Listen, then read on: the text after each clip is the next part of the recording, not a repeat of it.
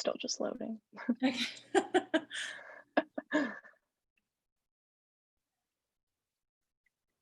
Okay, and we are live. So good morning, everyone. Welcome to the second shadowing session of week 3. Thank you everyone for attending today. Today we have the pleasure of hosting Ambreen Mohamed, a cardiologist. As always, please remember the Google form to track your attendance will be posted in the comments at the end, as well as in our Instagram bio. So with that being said, Dr. Mohamed, you can start whenever you're ready. Awesome. Hi, everybody.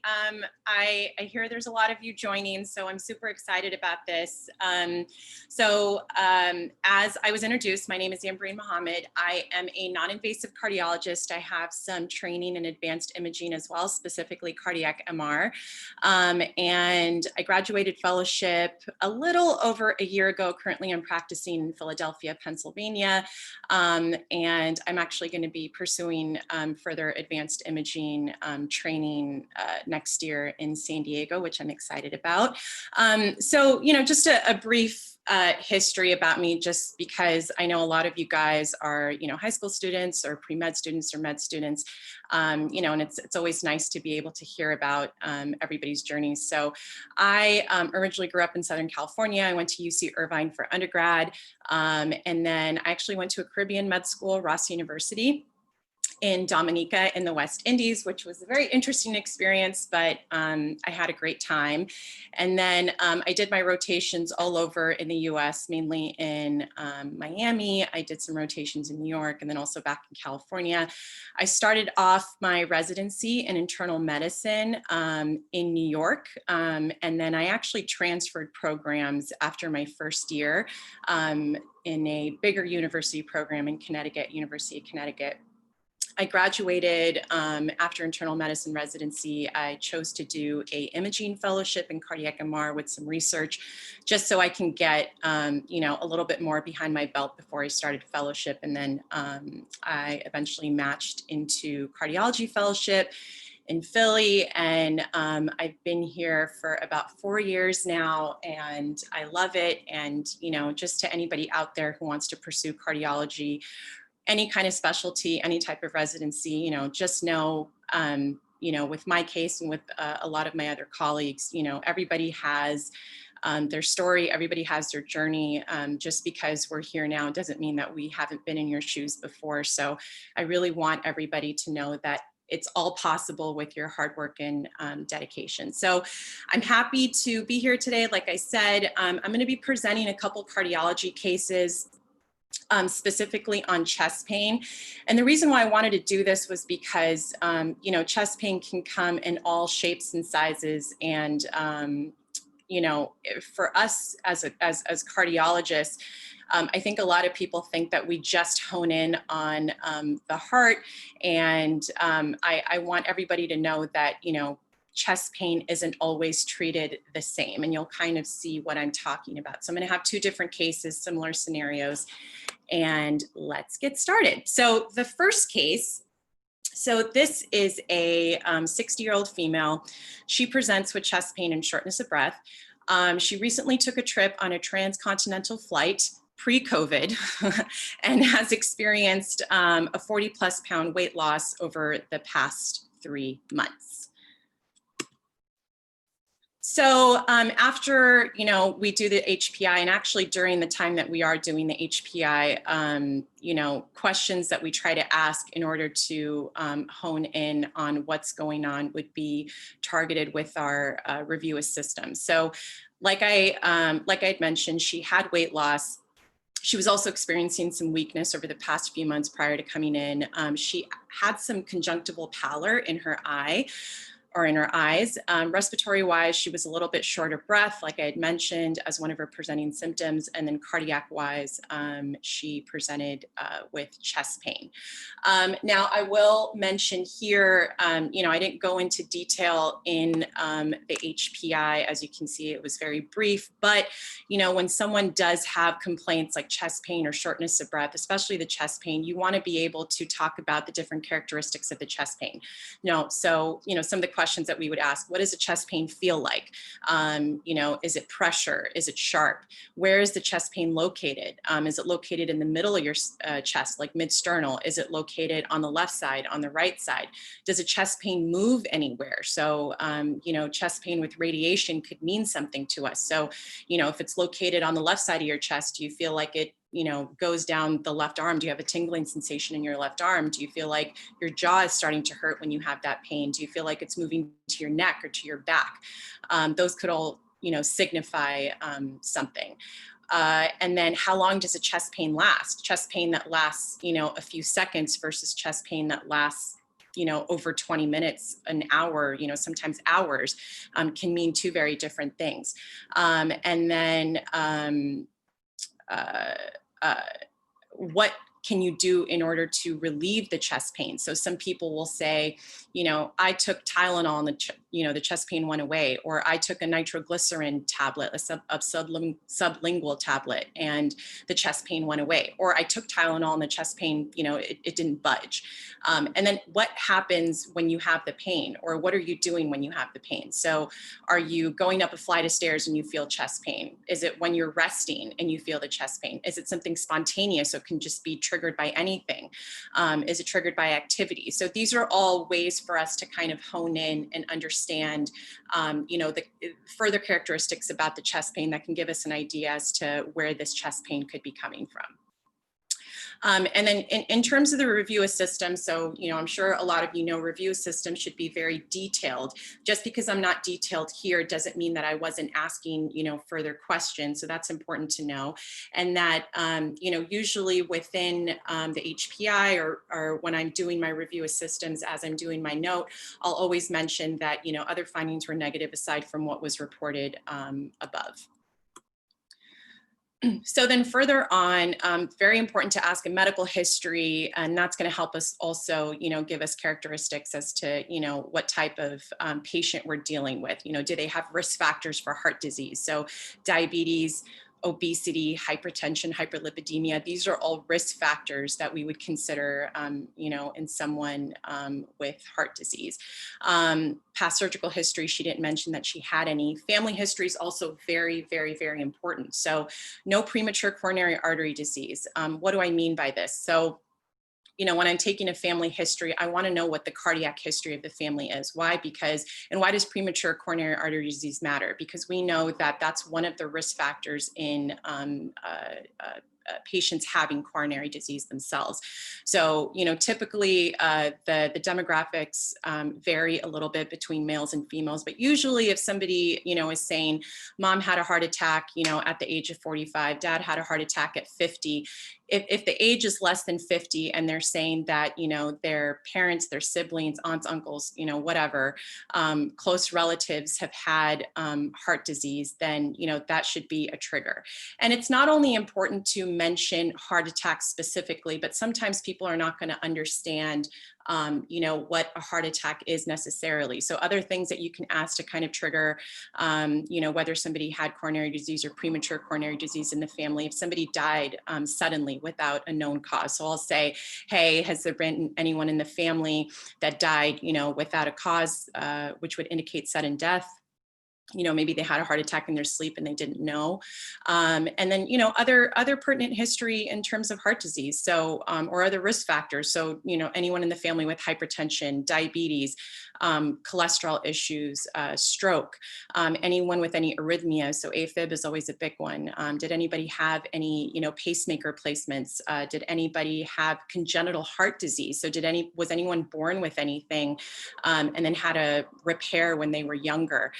Did anybody have history of heart failure? And if they did they get treatment for the heart failure? Did they have, you know, a mechanical assist device like an LVAD, or did they have, you know, heart transplant that was done? That can kind of hone in as to, you know, maybe somebody has some kind of, you know, genetic predisposition to developing heart failure. Does anybody have a history of having heart surgery? Like maybe they had a valve replaced or something. So, you know, I don't necessarily ask all of these questions all the time, but, you know, depending on what I'm dealing with. So, you know, in this this patient with chest pain, I definitely want to know if, there's any family history of any coronary disease on either side. And there's different ways of asking those questions to try to get those answers. And then in terms of social history, so you definitely want to know, what their uses are. So did they ever smoke? And not just current smokers, did they smoke before, right? Because we even know that people that stopped smoking, 6 months, a year ago, they're still going to have impacts in terms of how, their current health is going to be. If somebody, so don't just always assume that just because somebody says, no, I don't smoke, that they didn't smoke before. So always try to ask, more specific questions. So this lady in particular, she smoked significantly, a pack per day for over 35 years. And then you want to ask other, other substance use. Do they have any alcohol use? How much alcohol are they drinking? So if somebody tells me, yeah, I drink, occasionally, I'll ask, okay, well, what does that mean? Within a month, how much are you drinking? Or within a week, how much are you drinking? What type of alcohol are you drinking? A glass of wine, every day is very different than a 6-pack, a beer every day, right? And then illicit drug use. So that means any type of other, hard drug use. Is a person using heroin? Are they using cocaine? Are they using, methamphetamines or any other type of, drug use? And in addition to asking these questions, then you also want to ask other questions. Are you married? Which I didn't mention here. Do you have any children? What do you do for work? And what is your activity level like? And this is an important question to ask just because you want to know how is this person able to take care of themselves? Are they completely independent in what they do every day? Do they need any help going to the grocery store or, doing, general chores at home, or do they need some help? Do they have an aide that comes in a couple times a week and helps them? Do they walk with a walker and they need some assistance? Are they completely bedbound? So, these are also important questions to ask in terms of social history, and it gives us a better idea of what's going on with the patient. Okay, so in terms of her vital signs, so her initial blood pressure was 110/60. And, general rule 120/80 is like the normal ideal blood pressure. Does everybody come in with the ideal blood pressure of 120/80? No. So it's very important for us to kind of, understand what the baseline vital signs are. Heart rate of 95. So generally normal heart rate ranges will be 60 to 100. Some people will, of course, be a little bit over, a little bit under, and still be okay. Oxygen saturation. So this is important, right? Because if I'm evaluating somebody with chest pain, I need to look at their vital signs to see how stable they are. Because if they're, having a low blood pressure, a high heart rate, they're not able to breathe, they have a poor oxygen saturation, and they're very tachypnic, meaning their respiratory rate is high, I'm going to treat that patient very differently than somebody that has a normal hemodynamic profile, right? I'm going to act more urgently on the person that doesn't have stable vital signs. So it's very important not only to know the blood pressure and the heart rate, but also the oxygen saturation. This lady, she was 90% on 2 liters of nasal cannula. So why is this important? Because normal oxygen saturation should be above 92% on room air. We usually say 92%. If I saw somebody walking around 92% on room air, I'd probably be a little bit concerned, but we normally say we try to target that. But her oxygen saturation on oxygen was 90%. So that tells you that she's been having some trouble breathing, and it's actually impacting, her her vital signs, her saturation. And then her respiratory rate, 20 breaths per minute. So not necessarily tachypnic, but she's definitely getting there. And so, physical exam. So, every specialist, and every type of physician will treat this a little bit differently. As a pre-med student or med student, it's very important to, do a very thorough physical exam.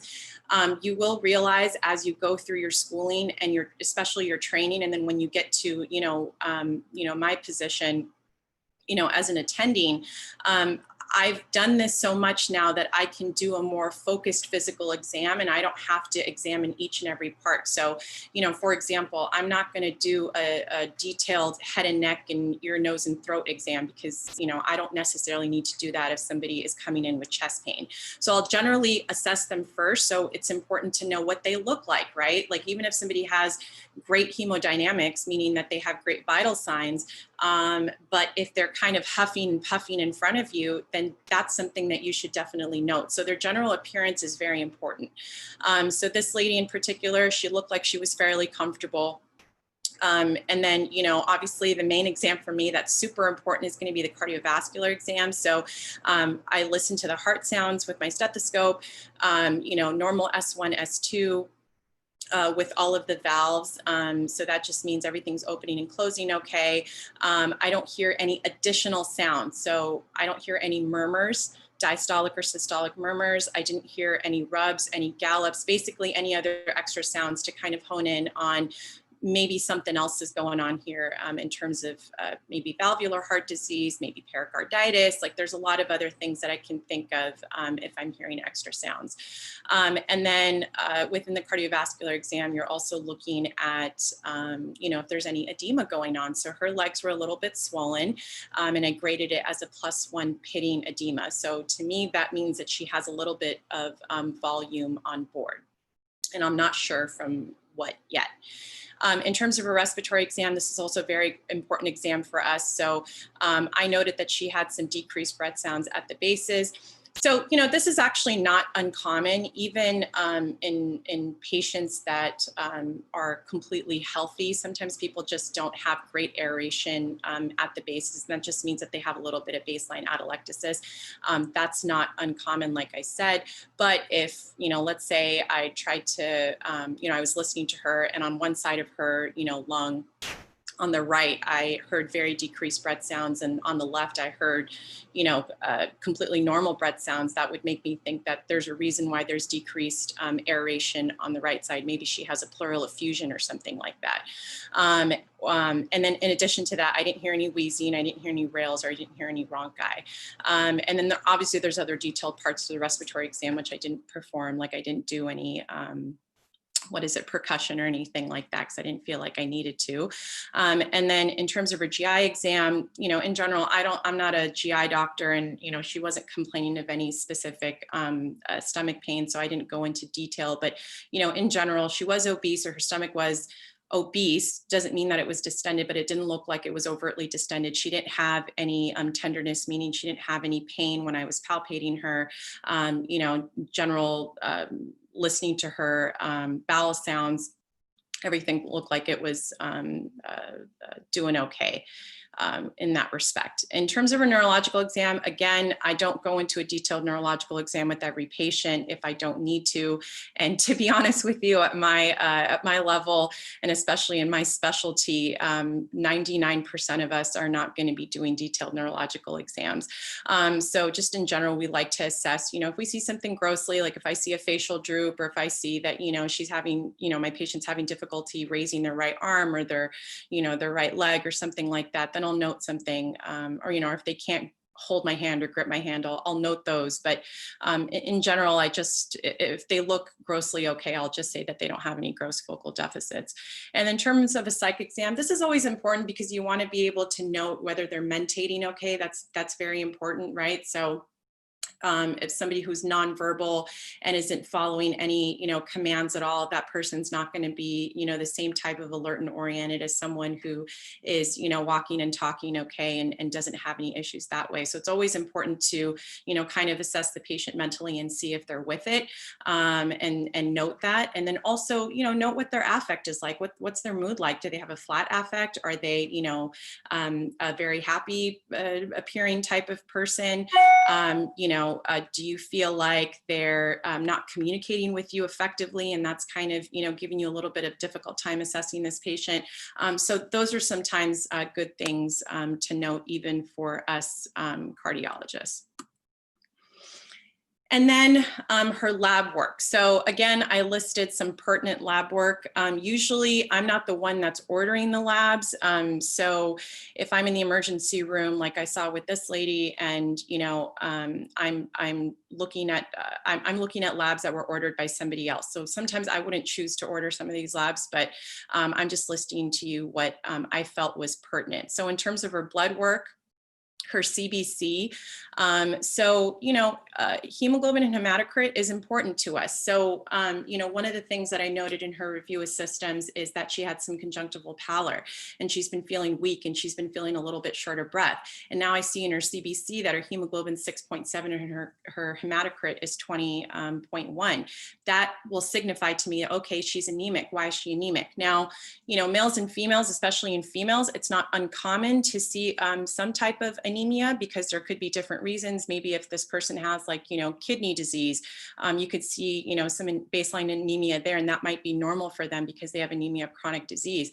If they have iron deficiency anemia because they have history of significant menstrual bleeding or something like that, or they're just baseline iron deficient, then sometimes they can have some anemia. But if they don't have any history of it and their hemoglobin is significantly low, that's going to be a trigger to me that, okay, something is up here. So her H&H was low, platelet count was normal. In terms of her chemistry profile, so this is also really important for us, right? Especially as cardiologists. Let's say I have somebody that came in with chest pain, and, I'm looking at their, telemetry monitor. And, it's picking up that this person has some type of arrhythmia going on. Maybe they have a ventricular arrhythmia and they're unstable. Maybe they have, some type of supraventricular arrhythmia, and they might be stable, but they're not feeling too good. And then I note that their potassium is really low or their magnesium is really low. These are things that I'm going to want to know. So in terms of her, sodium and potassium level was okay. Another thing that I like to see is the renal function. Her renal function was fine. Why is that important? For example, again, if somebody comes in with chest pain and they're having an acute heart attack, and I need to send them to the catheterization lab to get an intervention, then, during that intervention, they give dye, they give contrast agents, right? So those contrast agents can cause damage to the kidney. So it's always important to note what the renal function is. And in this lady, it was grossly normal.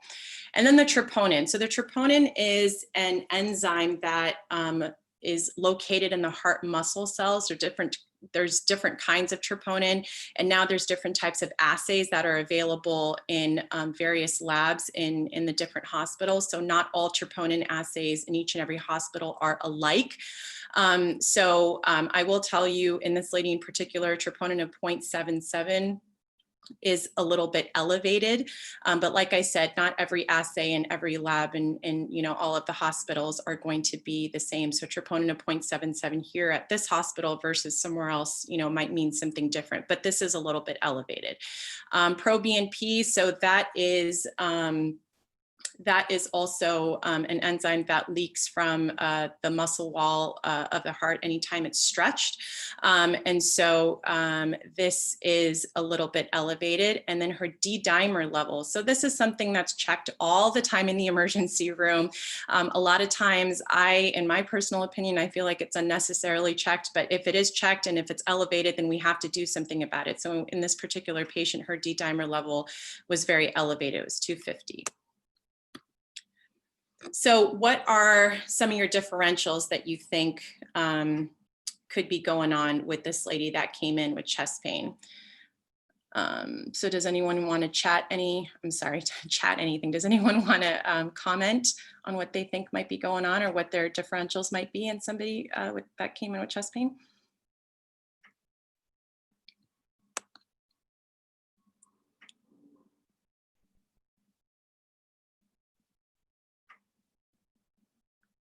Okay, I don't see anything popping up, so I'm just going to keep going because I'm actually going to go through various differentials here.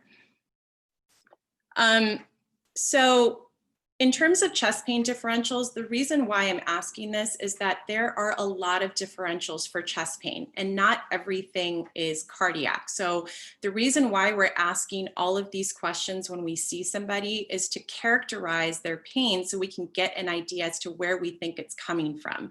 Because again, I'm going to treat a patient that I think has heart pain very differently than I'm going to treat a patient that I think has reflux, or I think has, a PE or something else going on.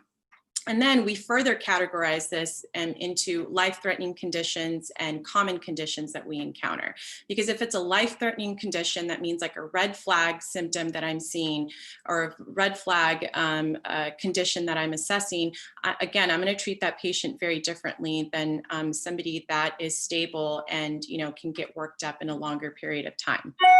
So in terms of life-threatening conditions that can present with chest pain, so ACS, acute coronary syndrome, so that's somebody that's coming in with a STEMI or a heart attack, acute aortic dissection, tamponade, so pericardial tamponade, and that patient will be unstable. Pulmonary embolism, so if somebody has a huge clot in their lung, tension pneumothorax, if somebody has a punctured lung, and mediastinitis, so if somebody has something like an esophageal rupture, which can cause significant inflammatory response in the chest, and those patients can also present with some pretty significant chest pain.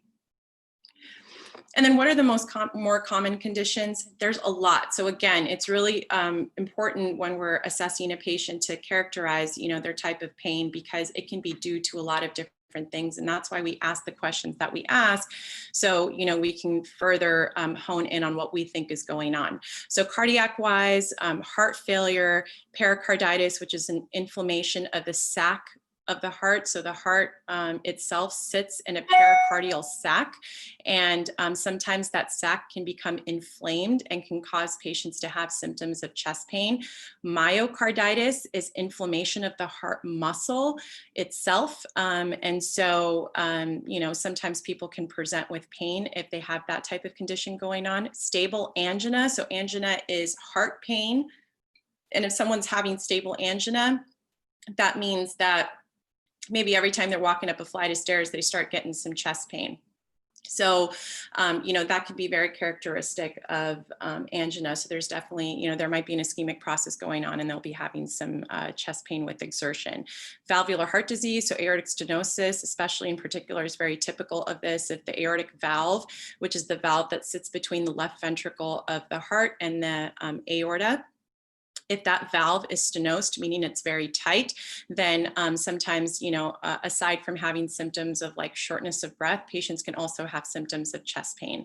Pulmonary wise, it's important for us to know, various differentials and other categories. So pulmonary wise, respiratory infections like a pneumonia, asthma, COPD exacerbation, if they have like a malignancy, if they have lung cancer, pleural effusions, GI wise, so reflux, a lot of times can get confused with chest pain that is concerning for cardiac pain. So sometimes we have to differentiate with patients, how they're experiencing their pain, so we can understand whether it would be reflux or something else. A lot of times people will actually present with reflux type of pain, but they're actually having cardiac pain. So we have to, treat every chest pain patient seriously. And like I said, asking the important questions in the beginning, I can't emphasize that enough, so we can get a better idea as to what's going on. Esophageal spasms, hiatal hernias. This is also very typical of patients having pain because they have this hernia, this sliding hernia that's between their diaphragm and their stomach is kind of sliding in and out, and that can cause some pain. Pancreatitis, and then again, any type of, malignancy, if they have an esophageal mass, that can cause pain. Musculoskeletal wise, so this is something very common that I see all the time. If patients are having, like, if they had a rib fracture and they're having chest pain, if they have costochondritis, meaning an inflammation in that area, they can present with chest pain. Maybe they were working out, significantly, and they developed like a muscle strain in the chest area. That can also cause chest pain. Panic attacks. So, somebody with a huge history of anxiety, and every time they are having, an anxiety attack, they start to develop chest pain. That can definitely be characteristic. And then other things, fibromyalgia. So some patients just have, pain everywhere, basically, right? Like different trigger points, and sometimes that can be located in the chest. Inflammatory conditions or collagen vascular diseases, autoimmune conditions like lupus, sarcoid, scleroderma, Takayasu arteritis, polyarteritis nodosa, and there are other conditions as well that can have similar or mimic heart type of chest pain. So next up, we're going to talk about diagnostic testing because again,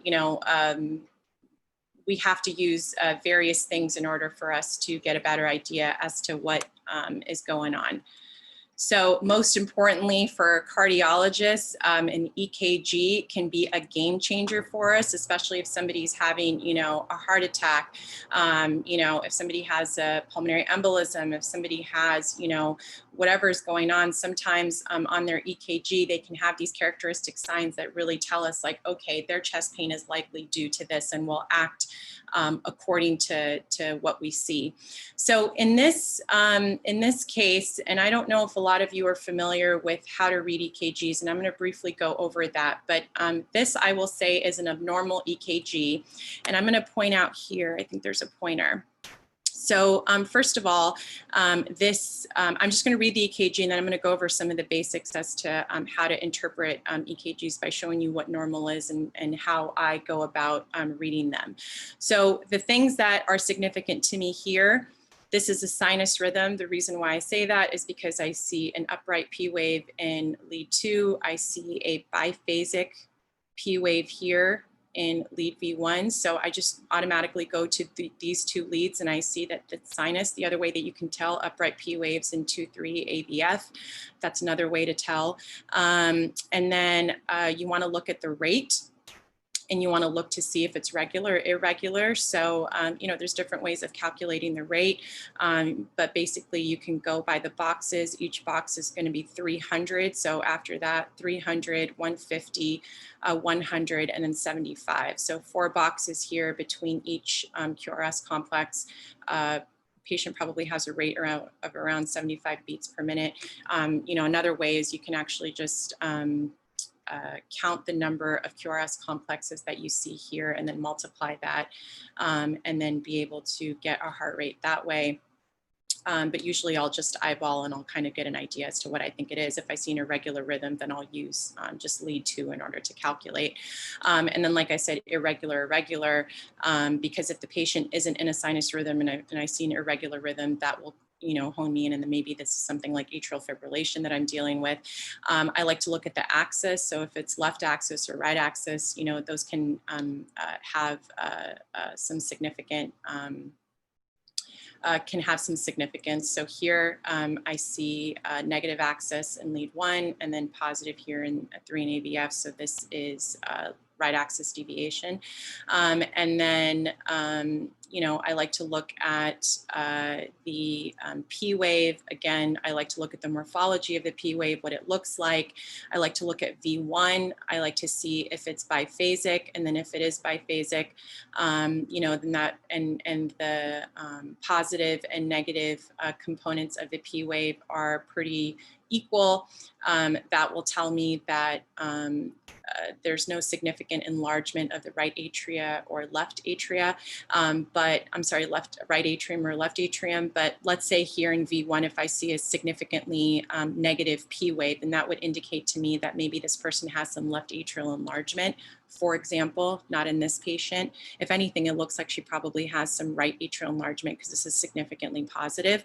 And then I like to look at the PR interval. A normal PR interval is going to be less than 200 milliseconds. So usually the easiest way to do that is you look at the P wave and then you look at the start of the QRS. If you see that that line is going to be greater than a box, that's going to show you that this person most likely has a first degree AV block. And then, you know, from there, there's other ways to tell more advanced degrees of heart block if that patient had it. In particular, this patient does not. And then I like to look at the QRS complex. So what I'm looking at when I'm looking at the QRS complex, I like to see what the width of the complex is. So if it's narrow or if it's wide, that's going to give me an idea as to possibly, you know, what might be going on. A narrow complex rhythm versus a wide complex rhythm can, you know, maybe tell me where the rhythm is coming from in the heart.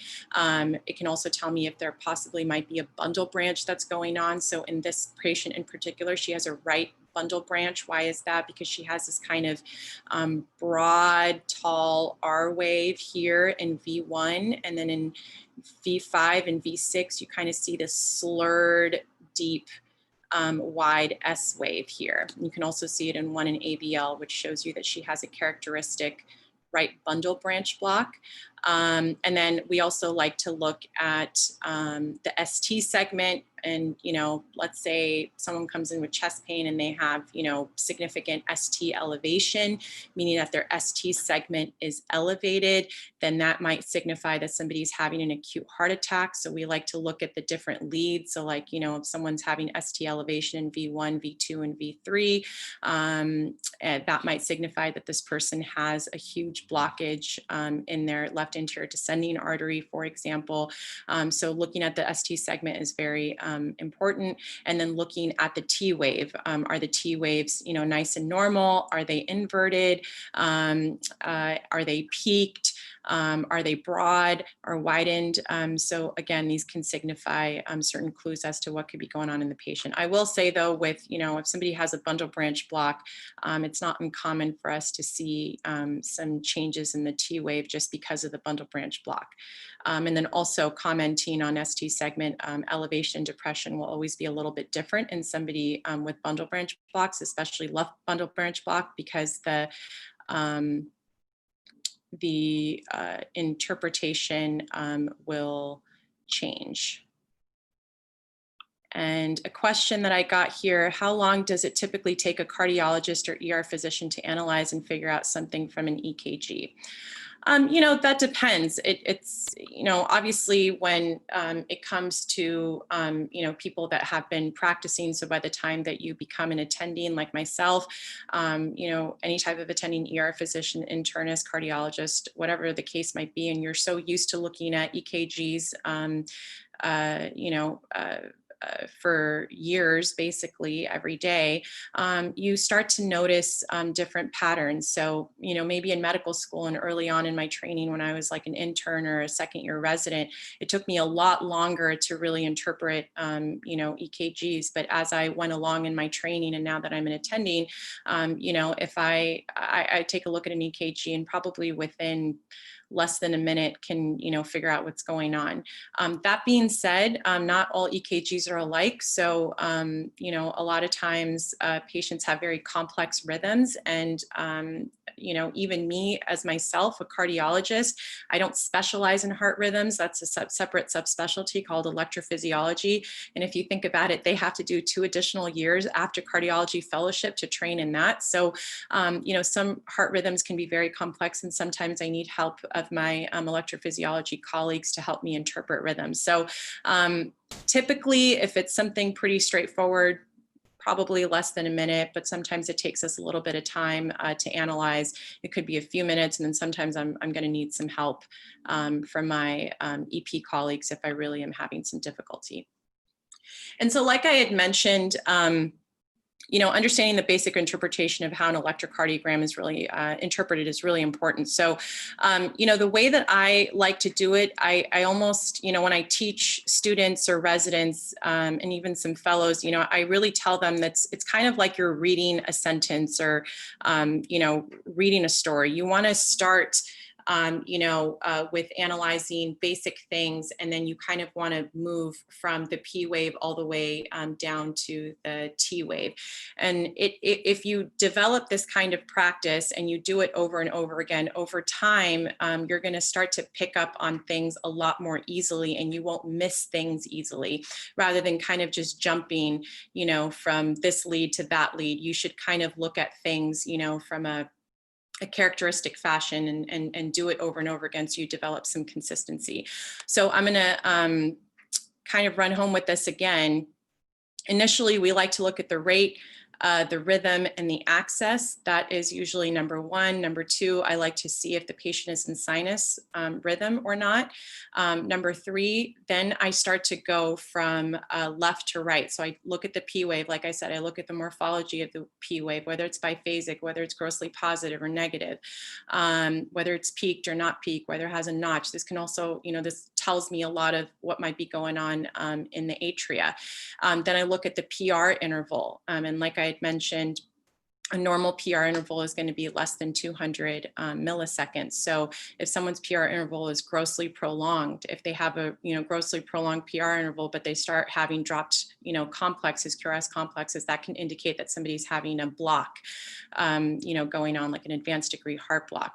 QRS complex is very important, not only to see whether it's narrow or wide, but also to see what the voltage is like, right? If there's a lot of high voltage going on the EKG, that can indicate that maybe somebody has some element of left ventricular hypertrophy or hypertrophic cardiomyopathy going on. And then obviously if it's wide, why is it wide? What kind of characteristics am I seeing? Is it a bundle branch block? Is it just some kind of conduction delay because somebody has very thick heart muscle? Is it wide everywhere? If it's wide everywhere and the patient has a heart rate of like 200 beats per minute and they're unstable, then maybe they're having a ventricular arrhythmia going on, and I have to treat that patient differently. And then I like to look at the ST segment. What is the ST segment doing? So the ST segment here, this is a normal EKG. So the ST segment, this is a QRS. This right here, that point that I'm pointing to, that is called the J point. And so if right after that, this is the ST segment. And so we like to compare this ST segment to an isoelectric segment. That means a segment that is just like nice and flat. That'll be like our baseline to tell if something is elevated or not. So usually we compare it to the segment before, which is called the TP segment. So it's here, the end of the T wave, and then to the beginning of the P wave. This is like the isoelectric segment. And so if I see that this segment here is significantly elevated or depressed, then that could signify, and I'm seeing it in contiguous leads, meaning, one lead after another, that could signify that maybe somebody is having some type of ischemic event going on. And then the QT interval.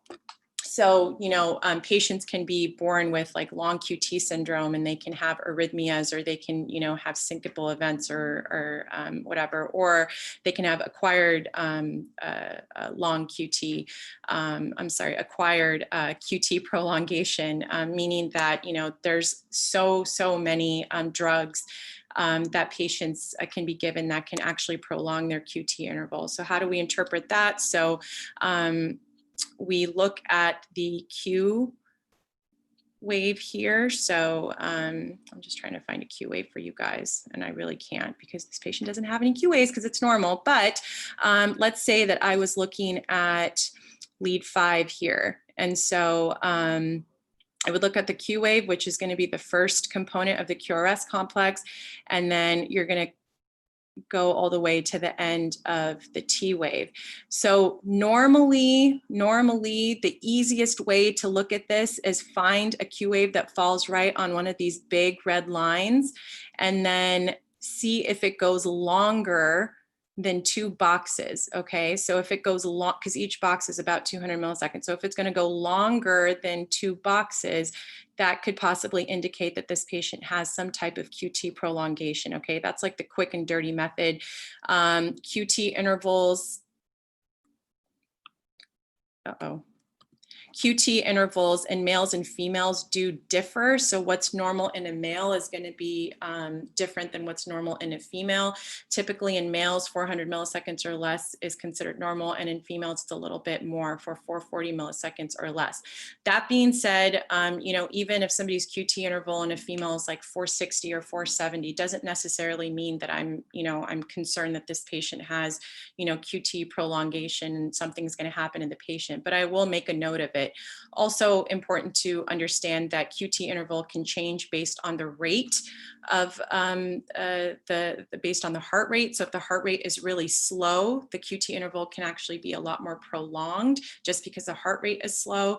And then if the heart rate is fast, the QT interval can be falsely shortened. So you have to have that in mind. And then also you have to correct the QT interval. So, just looking at QT interval in terms of calculating it here, you have to have a correction factor. And there's equations that you can use in order to do that. The most common one that we use is Bazette's formula, but there's other formulas that you can use. And, there's apps now like MedCalc and other apps that you can just plug in what the rate, of the patient is and a couple other parameters, and you can figure out what the QT interval is. And then generally, if somebody's QT interval is 500 milliseconds or greater, then, that's something I'm definitely paying attention to. I'm looking at the drugs and such that they're on. Sometimes these are just consults that I get. Hey, this patient has an EKG. They're a psych patient. They have, all of these antipsychotic medications that they're taking, and their QT interval is prolonged. What do you suggest? And so, it's a common question that I definitely get. So my whole point of doing this is to, and then also interpreting the T wave. And I talked about this as well, but, kind of looking at what the T wave looks like. Is the T wave peaked? Is it broad? Is it inverted? And these can also give us signs as to what could possibly be going on with the patient. So like I said, my whole point in doing this is to give you guys an idea as to what normal looks like. So this is very normal that I'm hoping most of you look like if you guys had your EKGs done. And then this is something that is abnormal, okay? And then, understanding how to interpret an EKG consistently time after time. It takes a lot of practice. It takes years. Trust me, when I first started and I was in medical school and I had a cardiologist I was doing a rotation with, and he went over EKGs with me. I remember just a light bulb going off because he literally would go over, dozens of EKGs with me every day. And it started to make sense to me after that. But like I'm saying, even to this day, sometimes I have a little bit of difficulty and I need some help. So, this is kind of just like a quick and dirty method. So we make sure we don't miss anything. Okay, so the next step in our case, back to the case, is a chest x-ray. So we got the EKG, we interpreted the EKG, and like I had mentioned, the patient has, she's in sinus, her rate is pretty regular, she has a right axis deviation, and she has a right bundle branch block. And then her chest x-rays, this is her chest x-ray. So things that I'm looking at in the chest x-ray, I am not a radiologist, but I have looked at enough chest x-rays to understand, kind of grossly what's going on. So, the lungs, the heart, this is the diaphragm.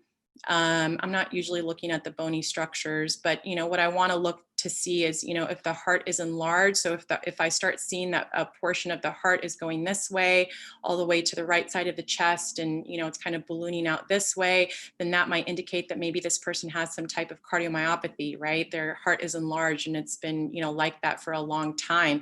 If it kind of looks like this balloon type of appearance, maybe this is some type of tamponade or significant, a large pericardial effusion that, I'm dealing with.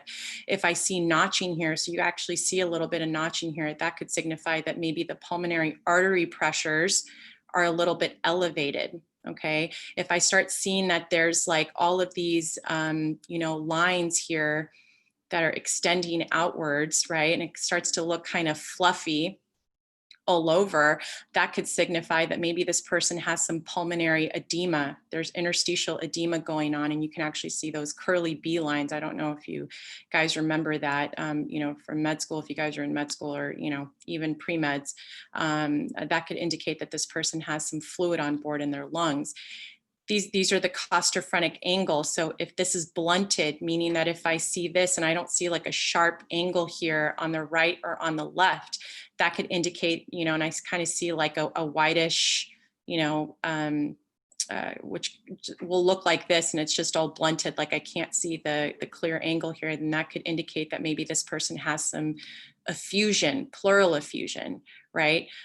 You also want to look at diaphragm elevation. Do both of the diaphragms look okay, or is one diaphragm a little bit more elevated or another? Maybe that could signify that this person has a hernia. So these are some of the things that I'm looking at when I look at the chest x-ray. So in this person, like I said, I mentioned that there's some notching here, meaning that maybe the pulmonary artery pressures are elevated in this patient, but I don't see anything else going on. The lungs look like they're grossly clear. Costophrenic angles look like they're pretty sharp. I don't see any significant effusion or edema in the lungs here. And the heart doesn't look like it's enlarged. It looks like it's grossly normal in size.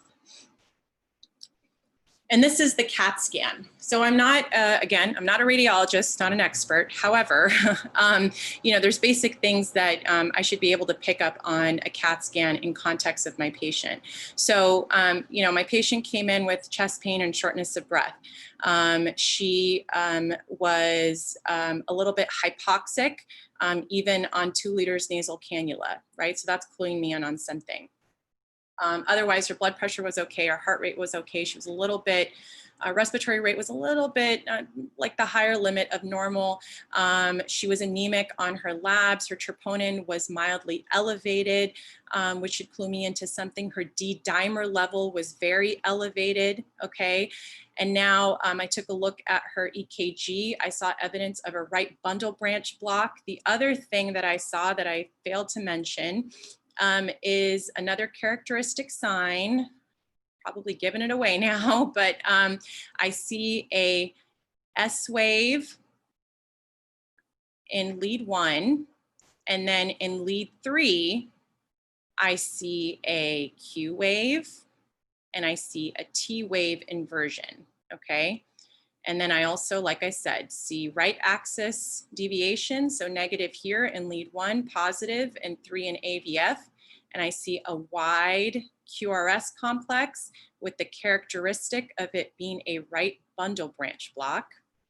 Okay, I mentioned that her chest x-ray showed a little bit of notching here at the pulmonary artery, signifying that maybe there's some elevated pulmonary artery pressures.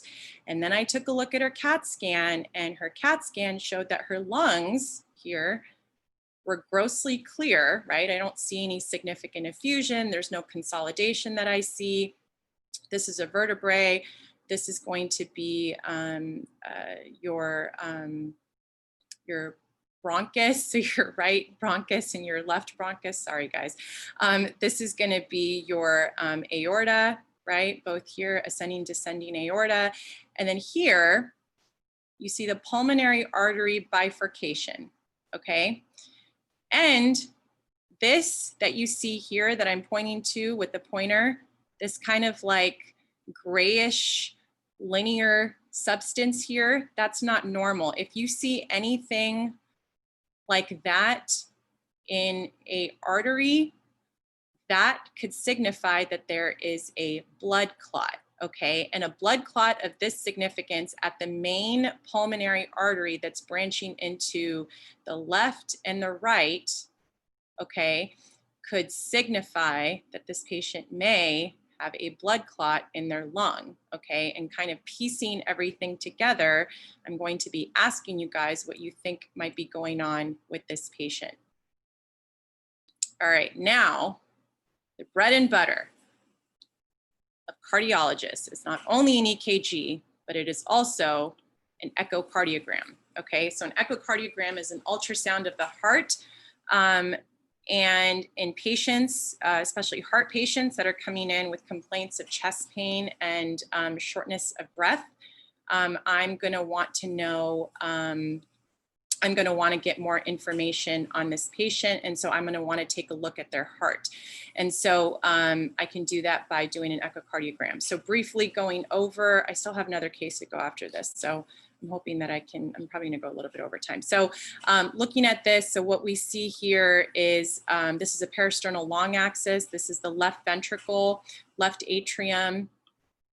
This is the LV outflow tract. So this is the aortic valve. This is the mitral valve. And this is the right ventricle here. So you see how this left ventricle is kind of pumping away. So the ejection fraction here looks like it's normal to me, but see here, the right ventricle, a portion of it, it just doesn't look like it's moving at all. It looks like it's enlarged, it's possibly enlarged, and it's just not budging. And so then this is a short axis view of the, right and left ventricle. And here I see the left ventricle, and do you see kind of how the left ventricle, again, the ejection fraction looks like it's pumping okay. But then I take a look here, this is a right ventricle. This should not be this enlarged, and this should not be moving, okay? So it's barely moving here, it's barely contracting, and you see that this almost looks like a D. We call that a D-shaped septum, which can indicate that there might be elevated pressure and volume overload in the right heart, okay? Which could signify that, like I said, elevated pressures and volume in the heart, which could, again, in a context of chest pain, shortness of breath in this patient, definitely signifies that there's something going on. And then this is a apical 4-chamber view. Okay, this is the left ventricle, right ventricle, left atrium, right atrium, and then mitral valve, tricuspid valve, okay? Just for you guys to know, again, EF looks like it's okay, the LV is pumping away great, but the RVA looks like it's enlarged because it should not be larger than the LV here, okay? So you see how this is very enlarged, and the RV is not moving well at all, okay? And some can argue maybe even that the apex of the RV might be moving a lot, but all of this portion of the RV, the base of the RV, is not moving well at all. That could be a sign of something called McConnell sign, which is significant, which would be very significant in this patient, okay? So again, LV, RV, left atrium, right atrium. RV should never be larger than the LV, and you're not seeing that RV really contracting at all. All right, so what do we think the diagnosis is? I kind of already shared that with you guys. Pulmonary embolism, good job. Okay, so pulmonary embolism. So this lady had a huge submassive pulmonary embolism. The reason why I say it's submassive is because her hemodynamics were normal, but she had a saddle PE, meaning that the pulmonary embolus, the clot was sitting basically right in between her left pulmonary artery and right pulmonary artery. So the ways that we would manage this patient, I'm always looking to make sure that they're hemodynamically stable or unstable, okay? Because if they're unstable and they have a PE, I'm treating that patient very differently than I'm going to be treating somebody that is stable. I want to anticoagulate them if they're able to be anticoagulated. So that would be with heparin or low molecular weight heparin. And then in terms of how we treat this patient or further manage this patient, there's different ways for us to do that. Some patients we would just empirically anticoagulate and that's it. So we medically manage if they are hemodynamically stable, okay, and they don't have a big clot going on. But if they do have a big clot and they are unstable, then we want to do something about it. And some of the adjuncts that we use, if I see, again, I showed you on my echocardiogram that her right ventricle was basically blown out and it wasn't moving at all. And, let's say her hemodynamics were significantly unstable, then we would jump to an embolectomy. That means that we would put a catheter and weed the catheter all the way up to the pulmonary artery, and we would actually remove the clot that way. That's something that an interventional radiologist or a interventional cardiologist can do. And then if they're not candidates for embolectomy, You can do thrombolysis therapy. Sometimes patients also get thrombolysis and embolectomy together. Thrombolysis just basically means that we're giving them an agent that breaks up the clot. And then, some patients that are not candidates for either of those things and maybe have a recurrent PE, sometimes they can be candidates for IVC filter. I will say IVC filter is not really placed as much anymore, and the data behind that is starting to become very weak. So some of the risk factors that go into PE, so either genetics, I'm sure you guys have heard of, things like factor V Leiden deficiency, or acquired. So the ways that it can be acquired, we break that down into two categories. If it's provoked, so, we ask questions like, have you had recent surgery? Has there been any kind of trauma? Has there been immobilization? And this lady, she took a long flight, back home or wherever she was going. So that was a long flight. And usually a flight of greater than 6 hours is considered significant. Okay. A flight of 1 or 2 hours is not considered significant. A flight of greater than 6 hours is considered significant. Hormone therapy, definitely a risk factor. Active cancer, so if somebody has malignancy, definitely a risk factor. And if it's unprovoked, so if somebody is just obese, if they're a smoker, if they're sedentary, things like that, those are some unprovoked risk factors. So she is obese, she's a smoker, she has anemia, she has weight loss, so possibly some type of malignancy going on that she's unaware of, and she had a trigger in terms of having a recent long flight.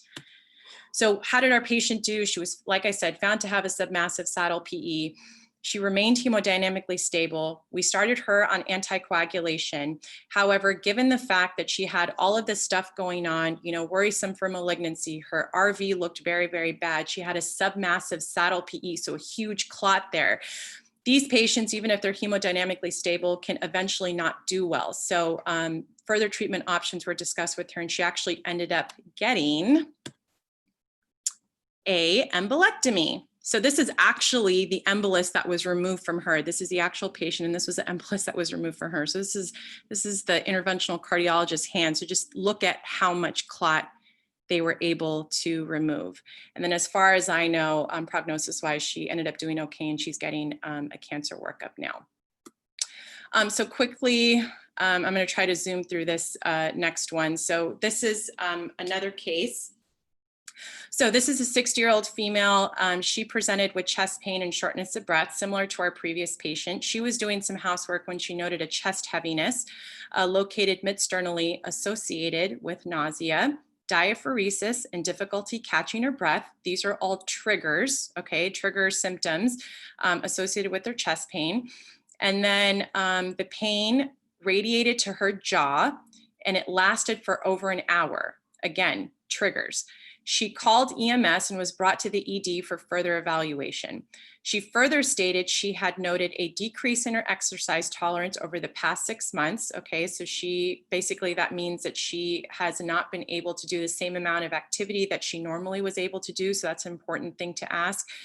So she basically avoids any type of exercise because she becomes symptomatic.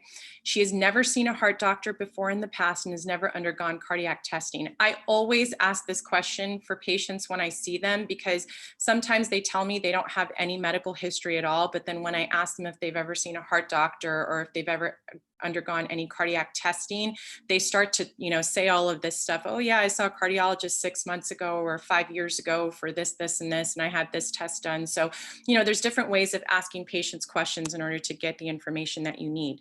But in this patient in particular, she's never seen a heart doctor, had cardiac testing, like I said. So pertinent review of systems in her, in general, decreased exercise tolerance, she's diaphoretic when she was symptomatic with chest pain. Respiratory-wise, she was having some shortness of breath. Cardiac-wise, she was having chest pain. GI-wise, she was having some nausea, and the other findings were essentially negative. In terms of her medical history, diabetes, obesity, hypertension, hyperlipidemia. In terms of her surgical history, she had an appendectomy and cholecystectomy in the past.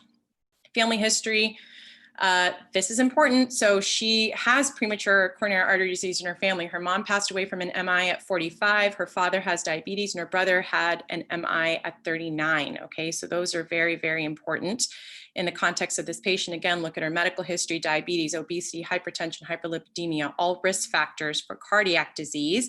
And her social history: she's a significant smoker, another risk factor, right? One of the biggest risk factors. She smokes a pack a day for 35 years, no drinking, no drug use. She's independent in her ADLs, or activities of daily living.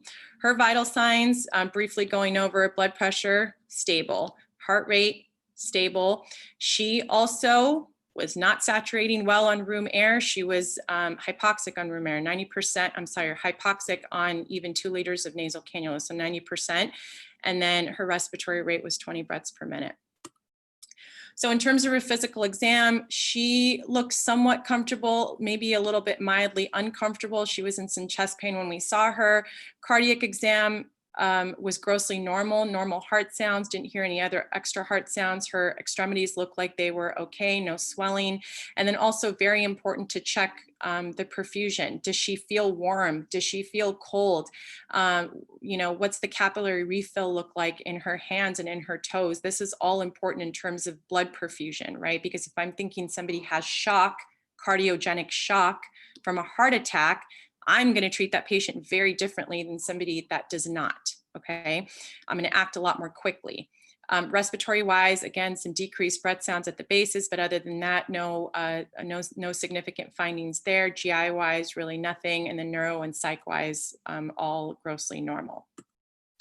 Pertinent lab work for her. So in our patient, her H&H was normal, platelets were normal, no significant findings on her chemistry panel. So all of her electrolytes, including sodium, potassium, normal renal function. But look at this, her troponin, 3.5. So the other lady had a troponin of 0.77. This is elevated. This is bad, okay? And proBNP here mildly elevated at 250. Okay, so the previous case, and we went over how to interpret EKGs. So we see here, and again, briefly we'll go over this. This is a sinus rhythm, upright P waves in 2, 3, and AVF, or upright P wave here in 2, and you have kind of this biphasic, maybe more, positive deflection of the P wave in B1. Maybe she has some right atrial enlargement there going on. So it's sinus. The rate looks like it's fairly regular, okay? The rate here is probably maybe a little bit more than 75 beats per minute, 75 to 80 beats per minute. And then what do I see here? So I'm looking at V1, V2, V3, V4, V5, V6. I'm looking at 1 in AVL. And this ST segment, in comparison to this TP segment that we talked about, is significantly elevated, okay? So any elevation of greater than 1 millimeter in contiguous leads, meaning one lead following the other, that is a trigger that this possibly is a ST elevation myocardial infarction. And then we look at the different leads, groups of leads, to see where this might be coming from. So V1 through V6 would be anterolateral, meaning that this is probably a left anterior descending, or maybe a left circumflex, or both, okay, that she's having a blockage in. And then here in 2, 3, and AVF, more so in 3 and AVF, you see these reciprocal changes, meaning that you see this ST, almost like an ST depression, although albeit minimal. It looks like there's some reciprocal changes here, and you see this gross ST elevation, especially in V1 through V5, and then also in V6, 1 in AVL. So she's having a pretty massive heart attack going on. Oh. And again, not all MIs present the same. We can have an ST elevation MI. We can also have a non-ST elevation MI. Okay, so the reason why I'm pointing this out is because, again, not all heart attacks present the same. So someone can have a troponin, again, that's elevated, but then their EKG could look like this, where now you guys see here in V4, V5, V6, 1 in AVL, that she has an ST depression. So again, 1 millimeter or more of ST depression in contiguous leads, okay, could signify that somebody has having a non-ST elevation MI if their troponin is elevated. okay? And then just to further, you know, beat home the point, if that even makes any sense, you know, looking at just what a normal ST segment is supposed to look like, right? In comparison to this TP segment, ST elevation, this is what that looks like. And then ST depression and a non-ST elevation MI. Non-ST elevation MI doesn't necessarily always have to have an ST depression. You can always have T-wave inversion as well. And then usually you want to see a down sloping or horizontal change to signify ischemia, okay? Upsloping change doesn't necessarily signify ischemia. So the characteristics of what these ST segments look like is important. That's the point I'm trying to make here. So what do you guys think is going on? I kind of already gave it away. An ST elevation MI, what are we going to do about it? So monitor hemodynamics. We want to make sure, you know, first things first, airway, breathing, circulation, all of that is stable. Whether this person, you know, has vital signs that are unstable or stable is going to allow us to treat this patient differently based on what we see. We're going to look for arrhythmias. Is this person having, you know, a ventricular tachycardia in addition to their heart attack? I'm going to treat that patient very differently than somebody who's stable. Okay, and then the medications, some of the medications that we give, we load them with 325 of aspirin if they haven't been given it already. We give them a P2Y12 inhibitor. Okay, so that could be Plavix. Nowadays in our guidelines, Brilinta is usually the first thing that's given, but a lot of times it's also Plavix. And then also Pradaxa. If somebody has a history of a stroke, Pradaxa is going to be contraindicated. Empiric anticoagulation, meaning we're going to give them heparin or low molecular weight heparin, and that's going to be weight-based. We're going to give them a high-intensity statin. We're going to give them oxygen if they need it. We're going to give them nitroglycerin if they need it. We're going to give them beta blockers if they're stable and if they don't have heart failure. So if somebody has cardiogenic shock and they're coming in with a heart attack, a beta blocker is going to be contraindicated because it's just going to make them worse. And, you know, earlier on, morphine was one of those things that used to be part of this algorithm of giving somebody somebody with an MI. That's no longer the case. Morphine usually is almost never given and sometimes can actually interact with, like, you know, some of the antiplatelet agents that we're giving patients. So only if somebody has like chest pain that despite you giving them nitro and all these other things, it's still, you know, uncontrolled, then we can give them some morphine, but it's usually not one of the first things that we give and rarely ever give it anymore. And the next thing you do, you know, we're going to call our friendly interventional cardiologist. We're going to discuss the case with them, and then we're going to arrange transfer to the cath lab for a possible intervention. And then here, door to balloon time, I'm sure some of you guys have heard about this before. So from the time the patient enters, you know, the emergency room or wherever we see them, to the time that they have the needle that's placed into their artery to have the angiography and intervention, that has to be 90 minutes or less, okay? And there's actually, these are metrics that are used in hospitals that have cath labs. And so just, you know, what it looks like. So, you know, in this lady, I presume she probably had a left anterior descending artery blockage. So that's a huge anterior MI because a left anterior descending artery supplies most of the anterior wall of the heart. And so this right here, this should look nice and smooth like it does here, but this does not. It almost looks like there's like, it's like an apple core, right? It's like eaten out from here and here. This is a very narrow lesion. This is a very significant lesion. So this is probably where it was coming from. So then our interventional cardiologist will go in, he'll put in a catheter, then he'll go in and he'll balloon this area, okay? And then he'll go in and he'll place a stent and keep that area open. And then those medications that we gave before, aspirin and Plavix, or aspirin and Brilinta, or aspirin and Pradaxa, dual antiplatelet therapy after a stent is placed, will have to continue for at least 12 months in most patients. And, you know, other considerations, so cocaine related ACS or cocaine-related heart attack. You don't want to give these patients beta blockers. It's contraindicated, right? Just because cocaine is a sympathetic agent, and it acts on the same receptors that beta blockers do, so it can cause some pretty detrimental effects. You want to give them benzodiazepines and calcium channel blockers. NSAIDs are contraindicated in these patients, because it can have adverse effects. And obviously, like I'd mentioned before, any type of electrolyte abnormalities, especially hypokalemia, hypomagnesemia, can trigger ventricular arrhythmia. So we want to make sure that we correct for those. Okay, so that's it, you guys. I hope that you were able to learn something. And thank you so much. If you guys, follow me on Instagram, if you don't already, please do. I'm at Dr. Ambreen Mohamed on Instagram. I post a lot about my journey through medicine, how I got to where I got to, just to inspire future generations. I'm part of a huge cardiology community on social media. So we're all, here to help you guys and inspire you guys and mentor you guys if you need it. So, any questions that you have, you can always DM me. And then I'm also on Twitter. And then if you guys have any questions, you can also email me too. I left my personal email address. So does anybody have any questions about anything?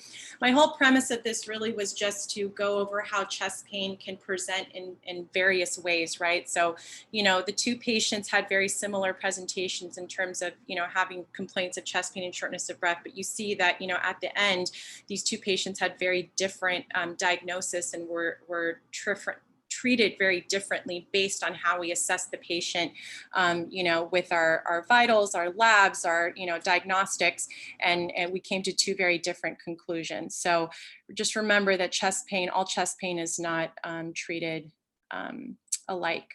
So does anyone have any questions? If anyone wants to leave comments in the chat box, I would be happy to answer them.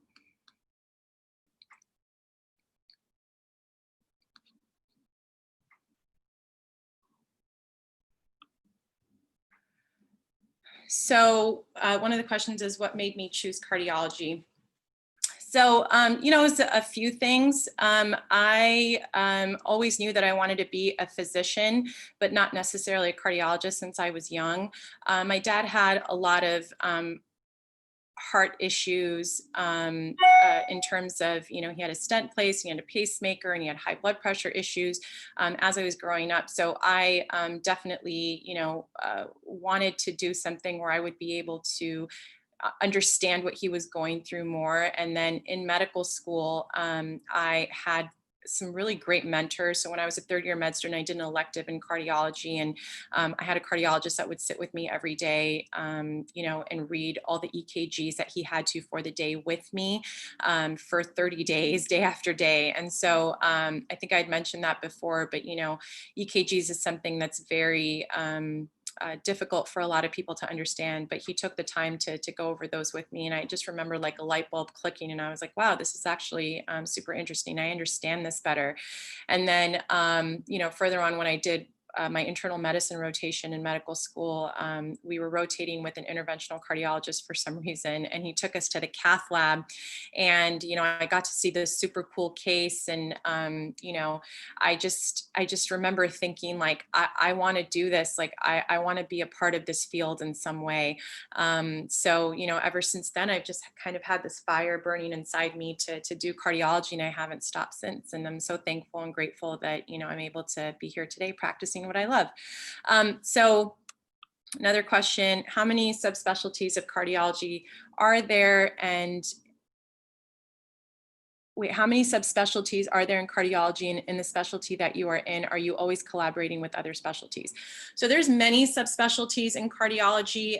So cardiology is like the general specialty. And then within cardiology, there's imaging, advanced imaging. There is, cardio-oncology, there's heart failure, advanced heart failure that, deal with heart transplants and mechanical assist devices. There is electrophysiology, there's interventional cardiology. Now within interventional cardiology, there's structural interventional cardiology. There is sports cardiology, there's cardio-oncology, I think I mentioned that already, there's women's cardiovascular diseases, there's preventative, there's so many different kinds of subspecialties that you can go into. So there really is something for everybody. And that being said, not everybody has to go into a subspecialty per se. A lot of stuff is like overlap, you know, and a lot of things you can actually pick up as you practice throughout the years. And it also depends on like what you really see your, you know, where you see your career going. Do you want to be in academics and, you know, work for a big university program and do a lot of research and, you know, publish and, you know, get to a professor status? Do you want to just be private practice and be a part of a smaller practice or a bigger practice, but just be private and, you know, work that way? Do you want to do a mix of both? Do you want to just do, you know, your subspecialty? So a lot of subspecialties also practice general cardiology, but some people just like doing strictly EP or interventional or imaging or whatever. So it really just depends on like how you see your lifestyle, what you see yourself doing, and where your interests lie. For me specifically, it was imaging. It was always imaging ever since I was in ever since I started fellowship, and even before. I mean, I did an advanced imaging year, and I'm still going to be doing a little bit more training next year for it, because I find it so incredibly interesting and it has so much utility. And so, and are we always collaborating? Absolutely. You know, if I have a patient, you know, like with this case, if I had a patient with chest pain and has a heart attack, I'm always, you know, I'm talking to my interventionalist. If I have an arrhythmia and I feel like, you know, the patient has atrial fibrillation and needs to get an ablation, I'm going to talk to my EP doc. If I have a patient that has advanced heart failure, right? So they're on a inotropic agent to keep, you know, their cardiac output sufficient, and they're not able to get off of it, and I think they might be a candidate for transplant, then I'm going to talk to my advanced heart failure colleagues. So we're always collaborating with each other. And a lot of people will ask me, well, hey, do you think this patient needs to get a cardiac MRI because I need to further figure out what's going on? I think this patient might have infiltrative heart disease or amyloidosis or whatever, you know, or interventional colleagues will work with imagers if, you know, someone's getting a TAVR for their aortic valve, and, you know, they need to have an imager that's, you know, doing a cardiac CT to look at the aortic valve before and after. So we all collaborate with each other all the time. Absolutely. What kind of extracurriculars did you do as an undergrad to prepare for med school? Oh man, it's dated me. It's been a while. I did sports in high school. And I want to do sports in college, but I did not do that. I volunteered at a couple hospitals. I remember I did that. I was a part of a couple cultural organizations, like a South Asian cultural organization and a religious organization. What else did I do? I did a little bit of research in undergrad, some medical research, like basic science type of research, I remember. Those were like the big things, but I do remember volunteering. I worked with a charity organization. I do remember doing some research, and I was a part of some cultural organizations, which I kind of feel like helped rounded me out a little bit. And how did going to Caribbean school affect your ability to get into residency?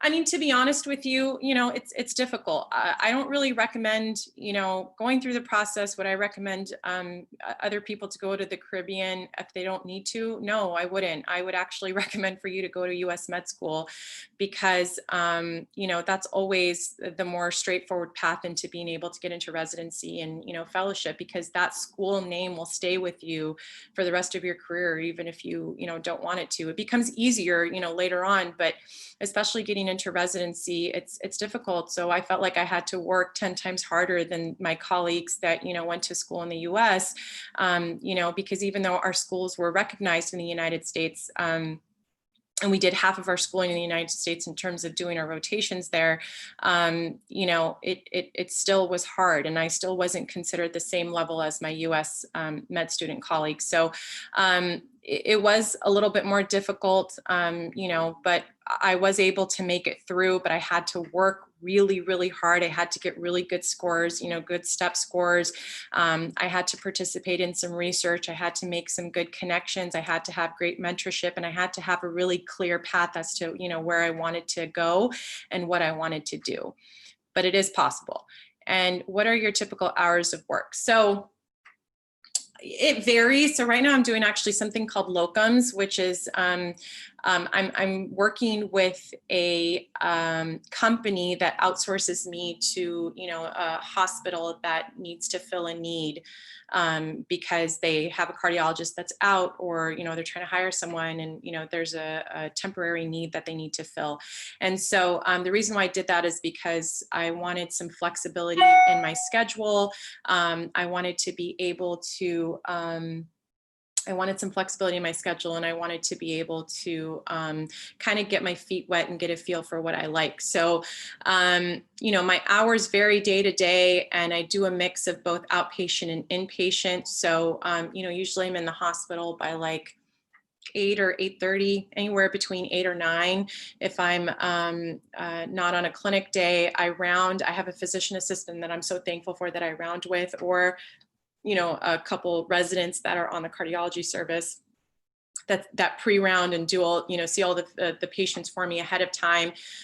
We round together, and then we go see the patients together, and then I co-sign all their notes in the afternoon. And then I also, you know, read stress tests. I perform and read stress tests. I do echocardiograms, read those. And like I said, if I'm in the hospital only, then I'm probably out by like 5 p.m., 6 p.m. If I'm doing clinic and the hospital, and these days I'm, you know, rounding at 2 different hospitals and doing clinic a couple days a week, that can get a little bit cumbersome. So my days are a little bit longer, but it's not, you know, it's not overwhelming. And again, I'm lucky to have some supportive staff, and I'm lucky to have some support in terms of a PA and some residents that have helped me, because if I didn't have that, then I would be in the hospital for a lot longer. Any other questions?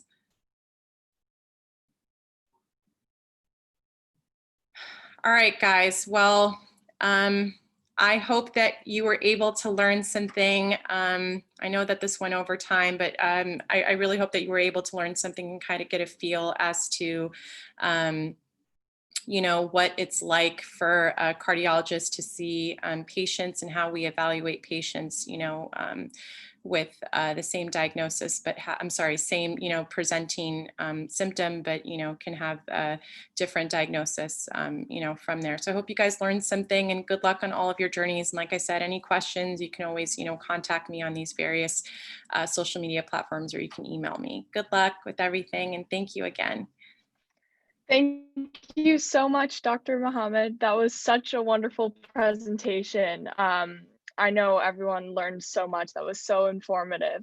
Everyone make sure you check out Dr. Mohamed on her socials. And additionally, thank you all for attending. The link for the Google form was posted at 11, but we will leave it open for a little longer. We'll leave it open for probably another 30 minutes. So we can receive verification of your attendance. And it's also available in our Instagram bio. For anyone still here, thank you all for staying till the end. You can count this as 90 minutes, but just be honest in filling out your shadowing hours. So thank you so much, everyone, again, and we hope you have a great